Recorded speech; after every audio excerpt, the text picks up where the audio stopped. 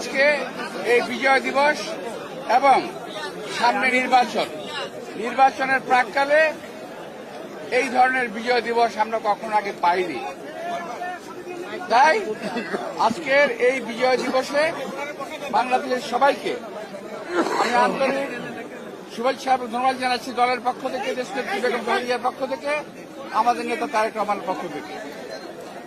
আমরা আশা করেছিলাম স্বাধীনতার পর যে আশা আকাঙ্ক্ষা উদ্দীপনা নিয়ে দেশ গড়ার, আওয়ামী লীগ এসে আমাদের সে সমস্ত সকল আশা আকাঙ্ক্ষা চূর্ণ বিচূর্ণ করে দিয়েছে। আজকে সামনের যে দিনগুলো আসছে, এই নির্বাচনে আমরা আশা করছি সরকার যথাযথভাবে জনগণের যারা আশা আকাঙ্ক্ষার প্রতিফলন ঘটাবে সেরকম একটি দলকে ভোট দিয়ে নির্বাচিত করবে। আপনারা সবাই দেশনেত্রী বেগম খালেদা জিয়ার জন্য দোয়া করবেন, আমাদের নেতা তারেক রহমানের জন্য দোয়া করবেন। তিনি আসছেন আগামী 25 তারিখে, আমরা তার সুস্থতা কামনা করছি। গোলাম আজম সহ ওর সাঙ্গ গঙ্গারা যদি জাতির শীর্ষ সন্তান হয়, তাইলে বীর মুক্তিযোদ্ধাদেরকে অপমানিত করা হচ্ছে।